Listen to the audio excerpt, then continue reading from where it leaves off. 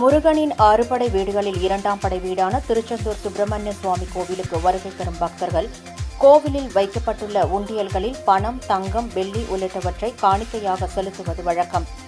இவ்வாறு பக்தர்கள் உண்டியலில் காணிக்கையாக செலுத்தும் பொருட்கள் மாதந்தோறும் கணக்கிட்டு அறிவிப்பது வழக்கம். அதன்படி இந்த மாதத்திற்கான உண்டியல் காணிக்கைகளை கணக்கிடும் பணி கோவில் நிர்வாக அலுவலகம் அருகே உள்ள மண்டபத்தில் நேற்று நடைபெற்றது. இணை ஆணையர் ராமு முன்னிலையில் நடைபெற்ற இந்த பணியில் உழவார பணிக்குழுவினர், கோவில் பணியாளர்கள் என 200க்கும் மேற்பட்டோர் ஈடுபட்டனர். இந்நிலையில் கோவில் நிர்வாகம் வெளியிட்டுள்ள செய்திக்குறிப்பில் உண்டியல் காணிக்கை மூலம் 4,36,87,797 ரூபாய் வருவாய் கிடைத்துள்ளதாக கூறப்பட்டுள்ளது. இத்துடன் 1,143 கிராம் தங்கம், 20,474 கிராம் வெள்ளி, 2,071 வெளிநாட்டு கரன்சி ஆகியவற்றை பக்தர்கள் காணிக்கையாக செலுத்தியுள்ளனர் என்று கோவில் நிர்வாகம் வெளியிட்டுள்ள செய்திக்குறிப்பில் தெரிவிக்கப்பட்டுள்ளது.